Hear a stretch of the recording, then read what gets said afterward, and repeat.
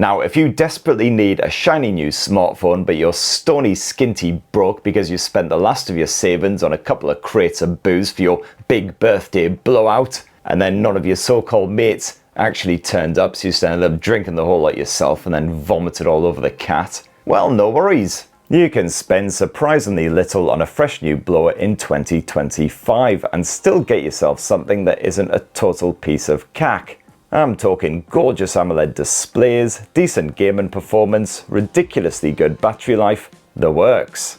Now, I've reviewed dozens of budget smartphones these past few months, and here's my pick of the absolute best right now in 2025. And for more on the latest and greatest tech, please do subscribe and ding that notifications bell. Cheers! Now, one of my absolute favourite budget blowers right now is the Nothing Phone 3A, which boasts some surprising specs and features for just over 300 quid.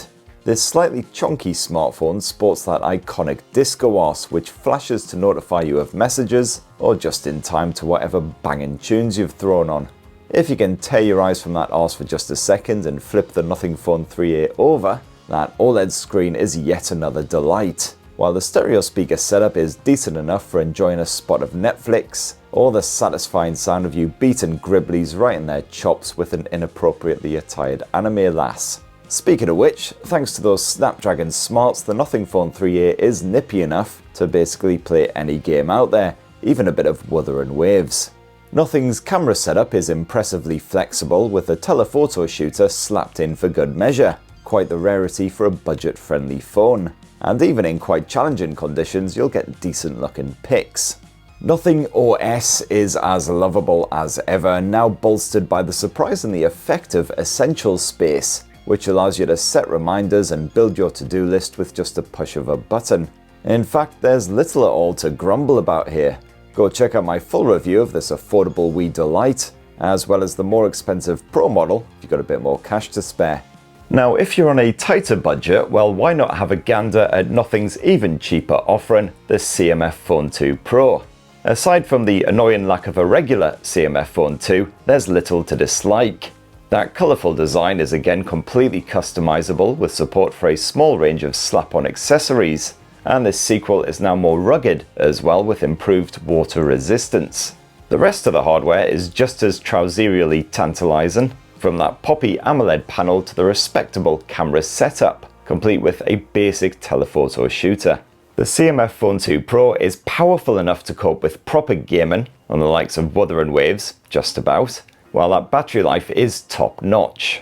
And Nothing OS is still one of my favourite launchers, offering a similarly smooth and stylish experience as those fully fledged Nothing phones.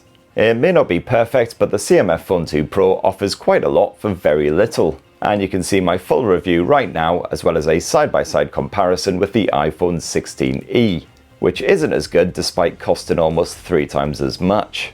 Now, also at the time I shot this video, Xiaomi was offering its Redmi Note 14 Pro 5G on a discount for just under £300 over on its website. And this sports a bright and palm-pleasing design with a textured back end plus full water resistance. Great news if you happen to enjoy a bit of doom scrolling while chilling in the jacuzzi.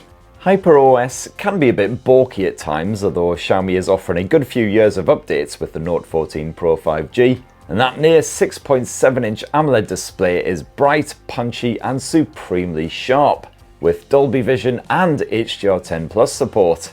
It's proper crack for the eyeballs, ideal for streaming movies or playing games in your downtime. Speaking of which, this Redmi can just about handle more intensive fare like Genshin and Wuthering Waves as long as you drop the detail levels. Although I gotta say, I did find the camera experience quite juddery here on the Redmi, even if I was just shooting simple snaps of the cats or the sprog or whatever. The 200 main camera does a decent enough job as long as you're not too demanding, although definitely stick to photos because videos can be rather choppy. And the battery life here on the Note 14 Pro 5G is solid, although charging speeds have rather annoyingly dropped since the previous generation. And from that Xiaomi website, you can also grab yourself a Poco F7 on the cheap. Now, this is an absolutely beastly 6.8-inch Android with that same HyperOS setup. The AMOLED display is yet another stunner, while the Snapdragon 8S Gen 4 copes with even tougher titles like Wuthering Waves. Although the Poco F7 does heat up a wee bit under pressure, so I certainly wouldn't game on it for too long. Battery life is once again excellent thanks to the absolutely ruddy enormous 6500 mAh capacity cell. So even if you're a highly demanding user, a single charge should easily last you a full day, possibly even a full weekend if you don't go too nuts, while the fast charging support will power it all the way back up again in bugger all time. Plus, the Poco F7 is fully IP68 rated, so fully water and dust resistant, which is still reasonably rare for a budget-friendly blower. And the camera arrangement can happily handle some everyday family photography, only occasionally lapsing with a dodgy shot or two. So overall, HyperOS quirkiness aside, it's a proper good un. Otherwise, Xiaomi has also been offering a lot of discounts recently on the respectably good Poco X7 and Poco X7 Pro. I've personally only tested the Pro model in this strangely timed Iron Man limited edition flavour. Surely it should be a Dr. Doom version now, right? But it's yet another cracking IP68 water resistant handset, boasting generous specs including shagloads of storage, a trouser-rousing AMOLED screen, Dimensity 8400 Ultra Smarts, and yet another massive 6000 mAh fast charging battery. Fetch my spare pair of pants, Marjorie. I just filled these ones. Now, another one of my favourite budget phones for under 300 GBPs is the OnePlus Nord CE4 Lite 5G. Bit of a clunky name, sure, but the excellent specs and the user-friendly OxygenOS experience make it a really strong rival to those Poco and Redmi blowers. Now let's start with that bright and bold mega blue design, which is sure to attract a fair few glances as you strut down the street. This thing's bluer than a Smurf's ball bag. But if you want something a bit more discreet, you can also grab the Nord CE4 Lite in silver. Now this generation upgrades the screen tech to OLED, so the Nord is a cracking choice if you like a bit of Netflix on the go. And no worries on the audio front either, you've got a beefy stereo speaker arrangement slapped on here, as well as an actual headphone jack. Sadly, however, the Nord CE4 Lite is powered by a creaky old Snapdragon 695, so gamers are best off looking elsewhere. But one of the best bits is the massive 5100 mAh battery, which effortlessly delivers a full day of play, and it's backed by 80-watt SuperVOOC charging support to juice it up again in just over half an hour. However, bear in mind that the fresh new OnePlus Nord CE5 is lingering just around the corner. That'll be launching at the start of July, so you might want to hang on a wee bit longer for that one. Alternatively, Motorola is also a proper purveyor of wallet-friendly smartphones, and one of its most impressive recent efforts is the Moto G56 5G. Despite its more budget-friendly price tag, the G56 is a bit of a stunner, serving up a choice of 4 Pantone-certified colours, as well as full IP68 water resistance. That 6.7-inch screen may just be LCD tech, not OLED, but it's still proper poppy. And you've got yourself stereo speakers, as well as an actual headphone jack to get all wired up. That Dimensity 7060 may mean quite limited performance, but the battery life is superb as usual, complete with not exactly tediously slow 30-watt wired charging support.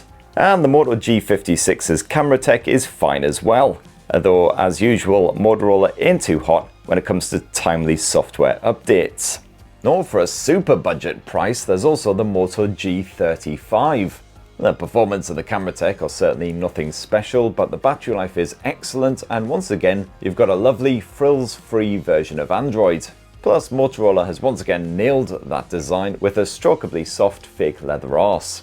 And if you've only got 100 quid to spunk on your new Pocket Pal, well, your options are kinda limited, but Moto once again has you covered with the super cheap and cheerful G05. This bargain blower is best used as a secondary handset, or it's one for the sprogs, as it is pretty basic stuff. And again, my full unboxing and tour is live right now. And last up, if you fancy yourself an affordable blower that's also impressively expandable and repairable, well, definitely have a squint at the batshit mental HMD Fusion. Like Motorola's blowers, the update side of things does let this phone down a bit, which is almost ironic given you can transform this blower on a whim by adding extra bits of hardware like this flash ring for your vlogging extravaganzas. where you can also extend its lifespan by ripping open the Fusion and replacing bits like the battery all on your lonesome, as long as you're up to dealing with all the teeny tiny wee screws. And also, like Motorola, you've got a sleek stock Android experience here, plus dependable battery life, although the low resolution screen and iffy performance may put you off. So that right there, my lovelies, is my pick of the best budget-friendly phones that you can get yourself right now. Now, all of these smartphones, what I've mentioned, I have personally played with and reviewed right here on Tech Spurt. You can go check out my full dedicated review videos if you want to know more. But of course, bugger loads of budget phones out there launching every single friggin' week, and only one Uncle Spurt. So I may have possibly missed off your own pick of the best budget phone right now. If so, well, definitely let me know what a festering slaphead I am down in the comments and clue us in as to your own personal choice. Or if you didn't think this video was total guff, well, please do poke subscribe and ding this notifications bell thingy for more stuff like this. Have yourselves a ruddy, wonderful rest of the week. Cheers, everyone. Love you all.